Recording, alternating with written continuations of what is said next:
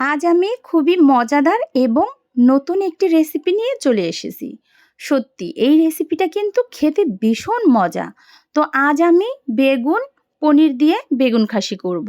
তো এখন আমি এখানে নিয়েছি পনির। পনিরগুলো আগে তেলের মধ্যে ভেজে নিয়েছি।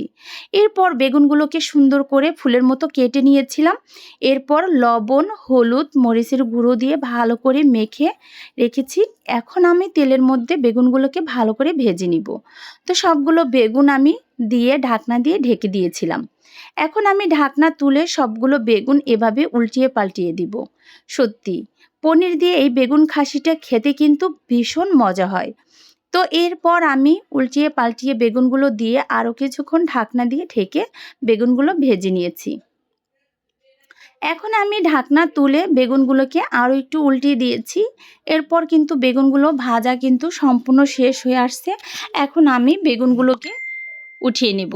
তো সবগুলো বেগুন ভাজা শেষ, আমি সবগুলো বেগুন এভাবে তুলে নিয়েছি।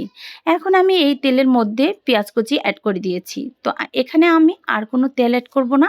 এই তেল দিয়ে আমি আজ পনির বেগুন খাসি করে নিব। এরপর একটি তেজপাতা আমি এখানে ছিঁড়ে দিয়েছি।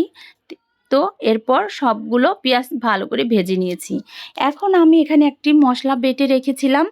পোস্তদানা, বাদাম, কাঁচামরিচ, পেঁয়াজ কুচি একসাথে বেটে এখন আমি এগুলো অ্যাড করে দিলাম। তো এখানে আমি সামান্য একটু আদা বাটা, সামান্য একটু জিরা বাটা, সামান্য একটু রসুন বাটা অ্যাড করে দিয়েছি আধা চামচ হলুদ গুঁড়ো। এরপর একটু পানি দিয়ে ভালো করে মশলাটাকে একটু কষিয়ে নেব। তো এখানে আমি লবণ দিয়েছিলাম স্বাদ মতো, লবণটা আমি দেখাতে ভুলে গিয়েছি। এরপর এখানে আমি অ্যাড করে দিয়েছি কাঁচামরিচ দিয়ে এখন আমি এই মশলাটাকে সুন্দর করে কষিয়ে নেব। তো এই মশলাটা যত সুন্দর কষানো যাবে ততই কিন্তু খেতে মজা হবে। এখন আমি এখানে ভেজে রেখেছিলাম যে পনিরগুলো, সম্পূর্ণ পনিরগুলো দিয়ে মশলার সাথে আরও কিছুক্ষণ আমি কষিয়ে নেব। তো এভাবে আমি সবগুলো পনির কষিয়ে এখন এখানে আমি ঝোলের জন্য পানি অ্যাড করে দিব।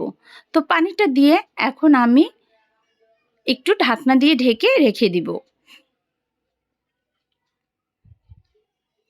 তো এরপর সম্পূর্ণ পানিগুলো দেওয়া শেষ। এখন আমি ঢাকনা দিয়ে ঢেকে দিয়েছিলাম। তো ঢাকনা তুলে এখন আমি এখানে অ্যাড করে দেব বেগুনগুলো। তো বলক চলে আসাতে এখন আমি এখানে ভাজা বেগুনগুলো অ্যাড করে দিয়েছি। তো এভাবে সবগুলো বেগুন দিয়ে দিব। যদি ভিডিওটা ভালো লাগে অবশ্যই লাইক, কমেন্ট, শেয়ার করতে ভুলবেন না নিত্য নতুন রেসিপি পাওয়ার জন্য। আর আমার ইউটিউব চ্যানেল থেকে যদি দেখে থাকেন অবশ্যই আমার চ্যানেলটাকে সাবস্ক্রাইব করে দিবেন। আর রেসিপিটা যদি ভালো লেগে থাকে অবশ্যই বাসায় ট্রাই করে খেয়ে দেখবেন যে এটা খেতে কতটা মজা। তো এরপর আমি সম্পূর্ণ বেগুনগুলো দিয়ে এখন আরও কিছুক্ষণের জন্য ঢাকনা দিয়ে ঢেকে রেখে দিব। তো এরপর আমি ঢাকনা তুলে এখন এখানে অ্যাড করে দেব ধইনাপাতা কুচি। তো এটা কিন্তু মাখা মাখা হয়ে আসছে, আর এটা কিন্তু বেশি ঝোল করা যাবে না। এটা মাখা মাখা খেতে কিন্তু ভীষণ মজার হয়। এখন আমি এখানে ধইনাপাতাগুলো অ্যাড করে দিয়ে আরও একটু রান্না করে নিব। তো এভাবে আমি এই পনির দিয়ে বেগুন খাসিটা করেছিলাম। মাশাআল্লাহ খেতে অসাধারণ ছিল।